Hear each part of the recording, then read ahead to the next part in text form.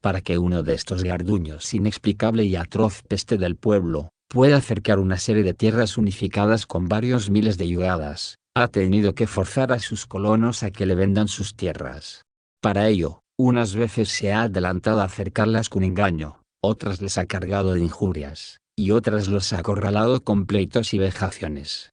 Y así tienen que marcharse como pueden hombres, mujeres, maridos, esposas, huérfanos, viudas, padres con hijos pequeños, familias más numerosas que ricas, pues la tierra necesita muchos brazos. Emigran de sus lugares conocidos y acostumbrados sin encontrar dónde asentarse. Ante la necesidad de dejar sus enseres, ya de por sí de escaso valor, tienen que venderlos al más bajo precio. Y luego de agotar en su ir y venir el poco dinero que tenían, ¿qué otro camino les queda más que robar y exponerse a que les ahorquen con todo el derecho o irse por esos caminos pidiendo limosna? En tal caso, pueden acabar también en la cárcel como maleantes, vagos, por más que ellos se empeñen en trabajar, si no hay nadie que quiera darles trabajo.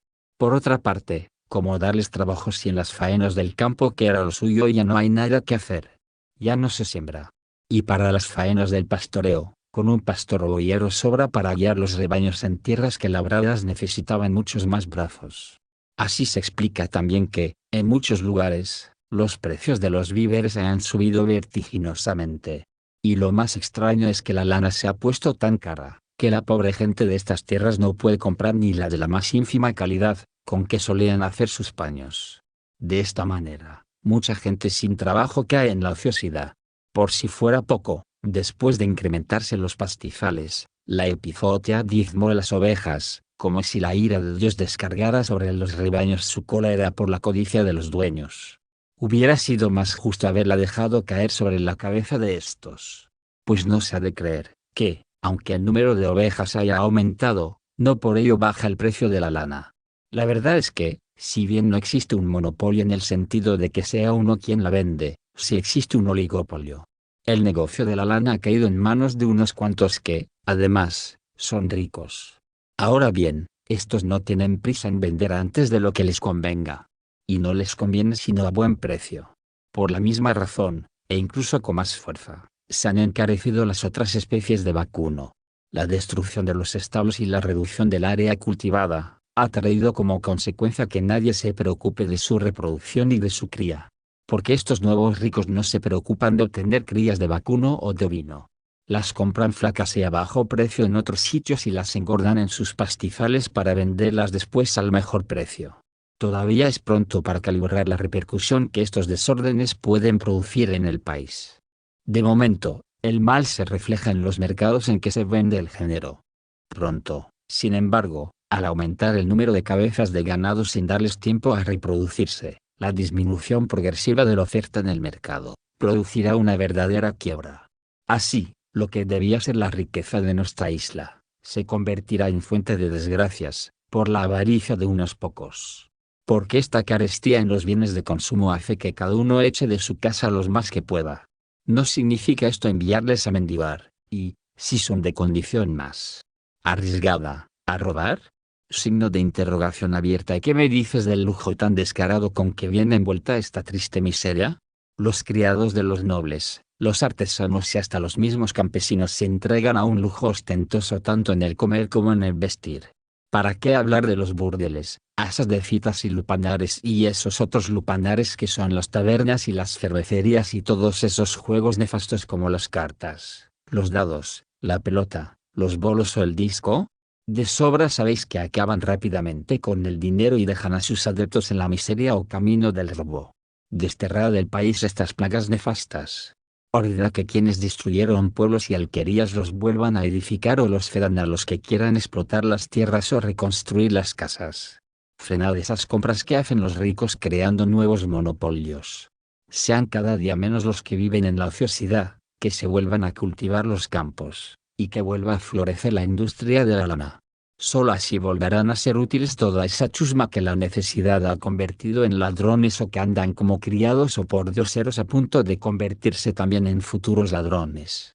Si no se atajan estos males es inútil gloriarse de ejercer justicia con la represión del robo, pues resultará más engañosa que justa y provechosa. Porque, decidme, Si dejáis que sean mal educados y corrompidos en sus costumbres desde niños, para castigarlos ya de hombres, por los delitos que ya desde su infancia se preveía tendrían lugar, ¿qué otra cosa hacéis más que engendrar ladrones para después castigarlos? Mientras yo hablaba, ya nuestro jurista se había dispuesto a responderme.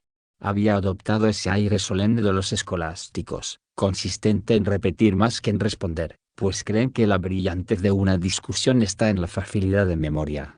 Te has expresado muy bien, me dijo, a pesar de ser extranjero y de que sospecho conoces más de oídas que de hecho lo que has narrado. Te lo demostraré en pocas palabras. En primer lugar, resumiré ordenadamente cuanto acabas de decir. Te mostraré a continuación los errores que te ha impuesto la ignorancia de nuestras cosas.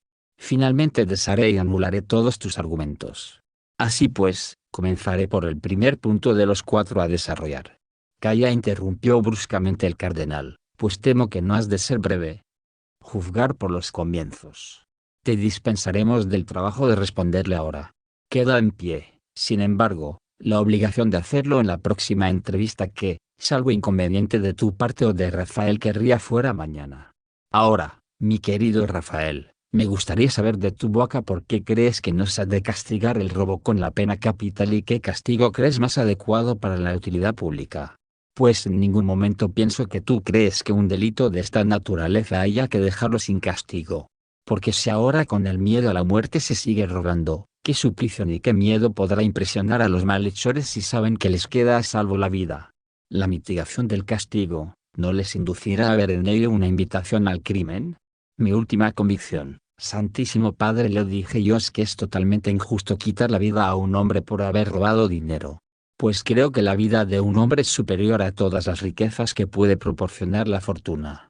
Si a esto se me responde que con ese castigo se repara la justicia ultrajada y las leyes conculcadas y no la riqueza, entonces diré que, en tal caso, el supremo derecho es la suprema injusticia. Porque las leyes no han de aceptarse como imperativos manlianos, de forma que a la menor transgresión haya que echar mano de la espada.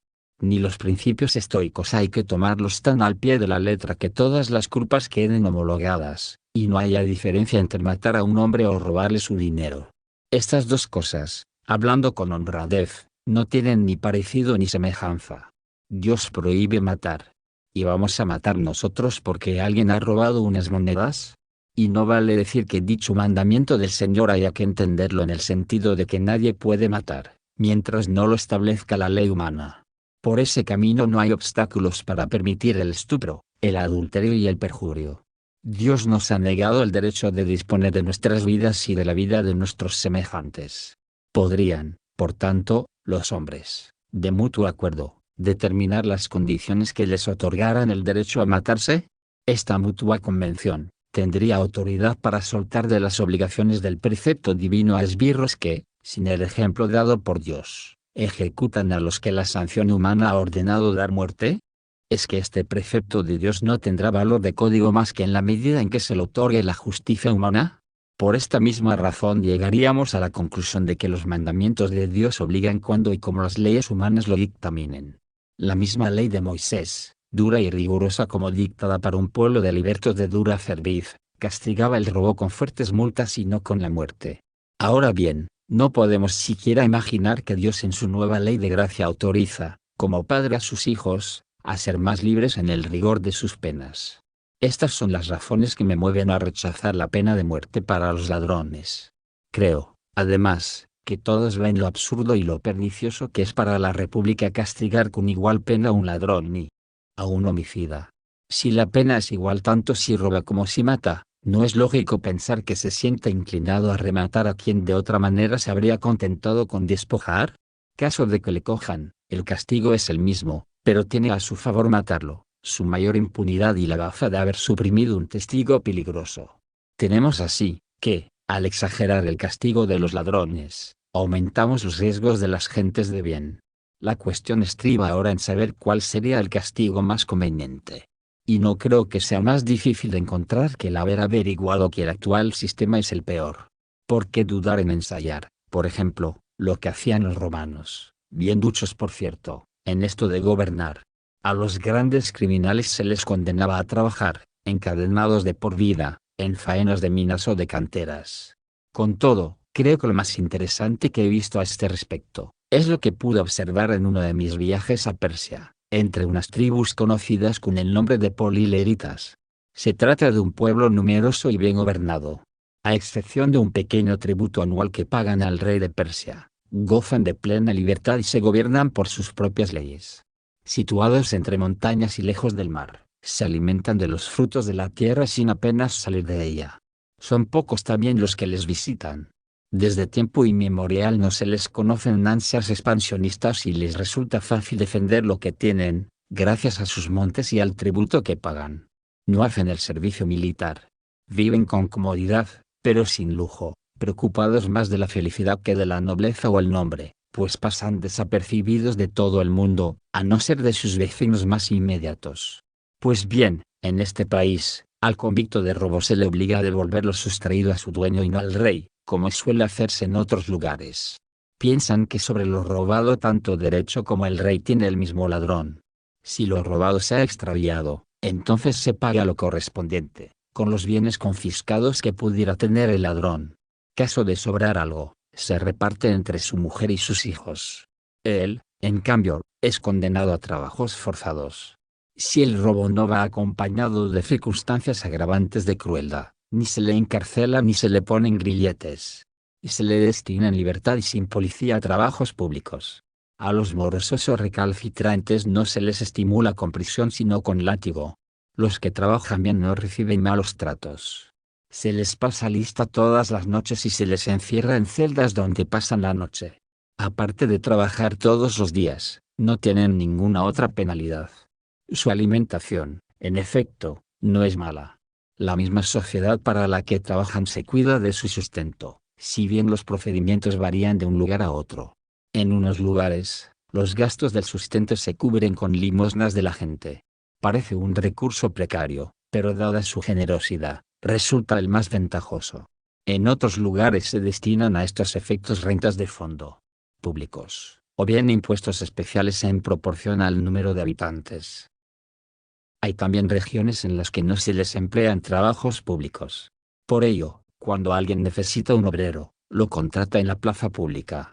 En tal caso, conviene con el jornal, siempre un poco más bajo al de la mano de obra libre. La ley faculta al dueño castigar con azotes al perezoso. Con esto se logra que no estén nunca sin trabajar, y que todos los días aporten algo al erario público, además de su propio sustento. Todos han de llevar el vestido del mismo color, un color propio de ellos. No se les corta el pelo al rape sino que se les hace un corte especial por encima de las orejas, una de las cuales se les corta ligeramente. Pueden recibir de sus familiares y amigos alimento, bebidas y vestidos del color prescrito. Pero es un delito capital aceptar dinero, tanto para quien lo da como para quien lo recibe. Es, asimismo, peligroso para un hombre libre recibir dinero de un condenado. Y la misma pena está prevista para los esclavos, así llaman a los condenados, que se hacen con armas. Cada región marca a sus condenados con una señal particular. Hacer desaparecer esta señal es un delito capital. La misma sentencia recae sobre los que han sido vistos fuera de sus confines o se les ha sorprendido hablando con un esclavo de otra región. El intento de fuga es tan delito como la misma fuga. El cómplice de la misma es castigado con la muerte si es esclavo, y pasa a esclavo si es libre. Hay también establecidas recompensas para los delatores, para el libre, dinero, para el esclavo, la libertad, asegurando con ello a ambos el perdón y la seguridad del secreto, a fin de que no resulte más seguro perseverar en una mala intención que arrepentirse de ella. Tales son las leyes y procedimientos que siguen en esta cuestión, como ya dije. Bien se echa de ver la utilidad y el sentido de humanidad que las inspira. Pues la ley se ensaña contra los delitos y respeta a unos hombres que, por fuerza, han de ser honorables, ya que después del delito reparan el mal que hicieron con su buena conducta. No hay miedo de que vuelvan a sus viejos hábitos, hasta el punto de que los turistas extranjeros al emprender un gran viaje se ponen bajo la dirección de estos esclavos, como los guías más seguros. Se les cambia cada vez de una región a otra. En efecto, ¿qué se puede temer de ellos?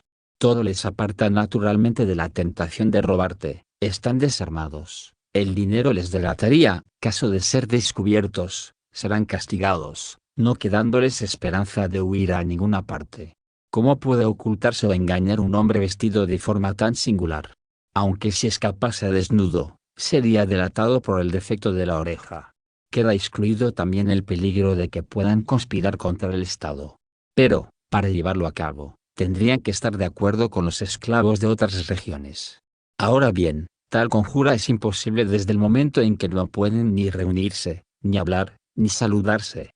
¿Cómo podrían confabularse con otros hombres si para ellos el silencio es un peligro y la delación acarrea mayores ventajas? Por otra parte, todos abrigan la esperanza de que sometiéndose como signo de interrogación abierta, aguantando y dejando correr el tiempo, encauzan su futuro hasta el día que puedan alcanzar la libertad.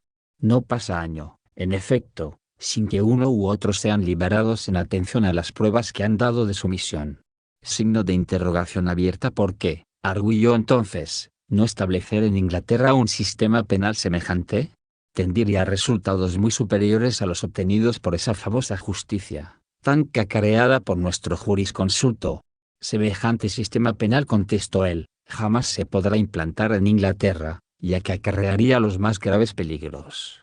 Dicho esto, movió la cabeza, torció el ceño y se calló. Cuantos le escuchaban, fueron del mismo parecer. No es fácil adivinar, dijo entonces el cardenal, si el cambio del sistema penal sería ventajoso o no, toda vez que no tenemos la menor experiencia de ello. De todos modos, suponiendo que alguien haya sido condenado a muerte, el príncipe podría demorar la sentencia, y así poner a prueba este sistema. Con el mismo fin se podría abolir el derecho de asilo. Si una vez experimentado el sistema, se ve que da resultados, no hay inconveniente en regularlo. Si, por el contrario, se ve que no resulta, se vuelve a aplicar la sentencia a los condenados a muerte con anterioridad. Ni es impuesto ni perjudica al Estado ejecutar a su tiempo lo anteriormente legislado. Por otra parte, no creo que tal medida suponga peligro alguno para el mismo Estado. Yo iría todavía más lejos. ¿Por qué no experimentar el sistema con respecto a los vagabundos? Se han dado contra ellos leyes y leyes, y sin embargo, en la realidad estamos peor que nunca. Todos aún aplaudieron las ideas expuestas por el cardenal, siendo así que no habían encontrado más que menosprecio mientras yo las exponía. Alababan sobre todo lo referente a los vagabundos, punto que había añadido él de su cosecha. Me pregunto ahora si no sería mejor pasar por alto el resto de la conversación. Tan ridícula fue. No obstante, referiré algo de ella, ya que no fue mal y toca un poco a nuestro propósito. Estaba ahí presente un parásito que se hacía pasar por gracioso y lo hacía tan bien, que en realidad se convertía en un auténtico bufón. Tan insípidas eran las palabras con que se esforzaba para provocar la risa, que uno se reía más de él que de lo que decía. Entre tanta palabrería, aparecían de vez en cuando chispazos de ingenio, se cumplía en él el conocido refrán, tantas flechas le tiro que a Venus al fin le dio Tomás. Pues, el caso que uno de los convidados dijo que con mis argumentos y exposición había solucionado el problema de los ladrones. Y que el cardenal, por su parte, había dejado resuelto el de los vagabundos. Solo quedaba ahora el ocuparse a fondo y de manera oficial de los ancianos y de los enfermos, sumidos en la pobreza e incapaces de vivir de su trabajo. Dejadme, decía el bufón. Yo soluciono eso rápido. Estoy deseando quitar de mi vista a esta gente miserable. Me asedian constantemente con su música quejumbroso. Pero, nunca han logrado arrancarme un solo céntimo. Siempre me pasa lo mismo, o me piden cuando no tengo o no tengo ganas de darles cuando me piden. Por fin han llegado a comprender, para no perder tiempo, al cruzarse conmigo, pasan en silencio, porque saben que les daré menos que si fuera un cura. Así pues, ordeno y mando que, todos estos pordioseros sean distribuidos y repartidos entre los conventos de benedictinos, y que se les haga monjes legos, según dicen ellos. A las mujeres ordeno que se hagan monjas. El cardenal se sonrió aprobando en broma sus palabras. Los demás se lo tomaron en serio. Lo dicho sobre curas y frailes llevó a bromear sobre el asunto a cierto teólogo y fraile mendicante, hombre habitualmente serio hasta parecer torvo. Ja, pero no os libraréis tan fácilmente de los pobres, dijo. ¿Qué haréis con nosotros los frailes mendicantes? Para mí el asunto está solucionado, dijo el parásito. El cardenal no se olvidó de vosotros al decretar que fueran encerrados los vagabundos y se les obligara a ejercer un oficio. ¿No sois acaso vosotros los vagabundos por excelencia? Los invitados, Ante estas palabras, fijaron sus ojos en el cardenal. Al advertir que no protestaba, empezaron a hacer bromas sobre el asunto. Solo el fraile, picado, se indignó y exasperó de tal manera que no pudo contener las injurias de sus labios. Llamó a nuestro hombre, intrigante, embustero, calumniador e hijo de perdición. Todo ello salpicado de terribles amenazas tomadas de la Sagrada Escritura. Entonces, nuestro bufón se sintió a sus anchas, comenzando a bufonearse en serio. Calma, hermano, no os enojéis. Está escrito, con vuestra paciencia, poseeréis vuestras almas. A lo que el fraile replicó con estas mismas palabras, no me enojo, o por lo menos no peco, pues dice el salmista, enojaos y no pequéis. El cardenal reprendió amablemente al fraile, invitándole a reprimir sus sentimientos. No, señor, contestó el fraile, es el celo el que dicta mis palabras y el que me empuja a hablar. Es el mismo celo que movía a los santos. Por eso está escrito, me devora el celo de tu casa. Y en vuestras iglesias se canta, los que se burlaban del gran Eliseo cuando subía a la casa de Dios sintieron la cólera del calvo. Y ojalá que lo sienta también ese embustero y embaucador bufón. No dudo, dijo el cardenal, de que al hablar así obréis con buena intención. Pero me parece que obraríais más sabiamente, si no más santamente, evitando contender con un necio en una querella tan ridícula. No, señor, de ninguna manera obraría más cuerdamente. Pues el mismo Salomón, sabio como ninguno, dice, responda al insensato de acuerdo con su necedad, que es precisamente lo que intento yo hacer. Le estoy demostrando además en qué abismo sin fondo va a ir a parar si no frena su lengua. Los que se mofaban de Eliseo eran muchos, y todos fueron castigados por haberse burlado de un solo hombre calvo. Como no sentirá la cólera este hombre que pone en ridículo a tantos frailes entre los cuales se encuentran tantos calvos. Aparte de que tenemos una bula papal que excomulga a todos los que se rían de nosotros. Viendo que las cosas no tenían viso de terminar, el cardenal hizo una señal de cabeza al parásito para que se retirara y contacto cambió de conversación. Después se levantó de la mesa, nos despidió y se aprestó a recibir en audiencia las visitas solicitadas. Mi querido Moro, me dijo Rafael, ya sabrás perdonarme esta disertación tan larga con que te he abrumado. Me avergonzaría de ello de no haberlo solicitado tú con tanta insistencia. Me parecía, además, que estabas tan interesado como si no quisieras perder ripio de la conversación. Cierto que habría podido ser un poco más breve, pero quise alargarme para que vieras que los mismos que despreciaban lo que yo iba exponiendo, no tardaron en aplaudirlo cuando el cardenal no me desaprobó. Su adulación llegó hasta tal extremo que llegaron a celebrar las genialidades del parásito, y a tomarlas casi en serio, porque su señor no las rechazaba, por pura delicadeza. ¿Puedes imaginarte ahora el caso que de mí y de mis consejos harían estos cortesanos? Mucho me ha complacido, a Rafael amigo le dije yo, lo que con elegancia y profundidad me has contado. Me parecía estar de nuevo en mi patria y revivir los tiempos de mi infancia, cuando hablabas del cardenal en cuya corte me eduqué de niño. El calor con que has evocado su figura hace que te profese una mayor estima de la que ya antes te profesaba y era mucha. Con todo, no cambio de opinión en el asunto base. Pienso que, si de verdad te decides a superar el horror que te causan las cortes reales, tus consejos serían de gran utilidad para el pueblo. Nada cuadrará mejor con tu bondad y recto sentir. Tu buen amigo Platón decía que los reinos serían felices si los reyes filosofaran y los filósofos reinaran. Pero, no se alejará de nosotros esa dicha si los filósofos ni se dignan siquiera asistir a los reyes con sus consejos. No son tan displicentes, replicó él, y, sin duda, lo harían de buena gana. Ahí están multitud de libros escritos por ellos sobre estos temas. Pero sucede que no siempre los jefes de Estado están dispuestos a escucharlos. El mismo Platón se daba cuenta de que los jefes de Estado, equivocados desde niños con ideas perversas y viciadas, necesitaban ejercitar la filosofía para aprobar los consejos que les dieran los filósofos. Así lo pudo comprobar el mismo con Dionisio de Siracusa. ¿No crees que si yo propusiera a cualquier jefe de Estado unas medidas sanas y tratara de desterrar las costumbres que originan tantos males, me tomarían por loco o me despedirían? Signo de exclamación abierta ea. Imagínate que soy ministro del rey de Francia y que tomo parte de su consejo. En el mayor